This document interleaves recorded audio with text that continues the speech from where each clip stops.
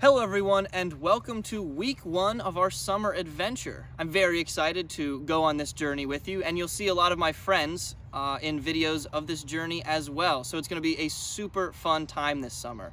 But right now we're going to go ahead and take a second to dive into some scripture in our adventure journals. So if you'll go ahead and turn to week 1 here, we get to talk about something very exciting, something very important to all of us, and that's what happened at the very beginning. So go ahead and take a second and close your eyes and tell me what you see. Well, there's nothing.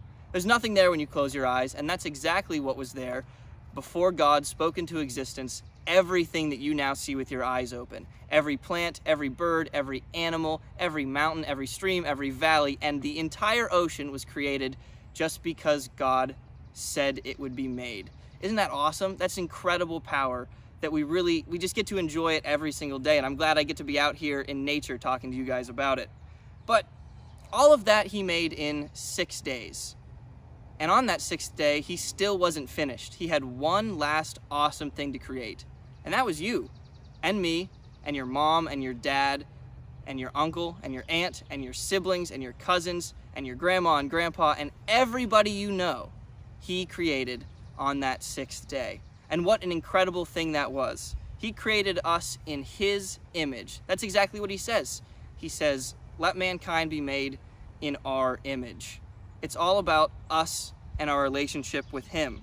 That's pretty amazing stuff. Now, there's a couple questions in your adventure journal. I know you see them in green down here, and I'd like to take a second to give you guys what I think about them. So, question 1 was, besides people, what do you think is the coolest thing that God created?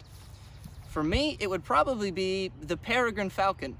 It's one of my favorite animals, and it can dive, dive out of the air at over 200 miles per hour. It's a bird, and that's insane. I also really like cheetahs. Cheetahs are great because they're fast. As a matter of fact, really anything fast that God created is probably my favorite, like lightning too. I like lightning as well. But yeah, share what you think the coolest thing that God created is in that first question. But another really big question is, how are people different from everything else God created? How are we different from the birds and the animals and the grass and the mountains? And the big thing is that we were created in his image. He doesn't say that about anything else. He only says that about us, about you, that you were created in God's image. And that's something really, really, really, really, really, really special. Unbelievably special that we got a chance to be created in his unbelievable image.